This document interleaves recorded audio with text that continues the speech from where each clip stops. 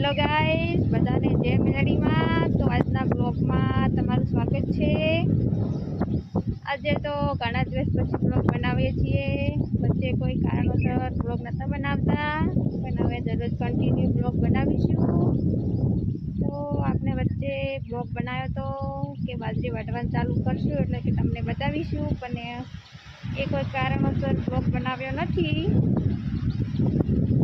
તો ખેતરમાં જઈએ તો બાજરી તો બાજરી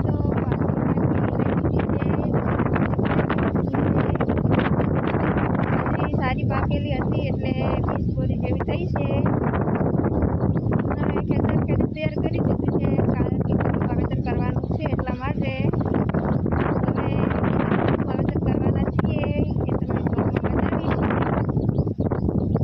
તમે જોઈ શકો છો કે ખેતરમાં બી અને ખેતરમાં બી બાજરી લઈ લીધી છે। બંને ખેતરમાં બાજરી લઈ લીધી છે અને બંને ખેતર તૈયાર કરી દીધા છે બીજા વાવેતર માટે। તો આજના બ્લોગમાં બતાવીએ કે શું કરવાના છીએ। તો ચલો બાલટી ઊભી છે, આપણે પૂછીએ કે શું કરેલી છે। અચ્છા બાલટી, શું કરો છો? કેરીઓ પાડો છે। બચ્ચા પાર્ટી તો કેરીઓ પાડેલી છે, કારણ કે હવે કેરીઓ પાકી ગઈ છે અને પાકી કેરીઓ તો બહુ મીઠી લાગે, એટલે ના ભાવે। તો ગાઈસ, હવે ઘરે જઈ રહ્યા છીએ।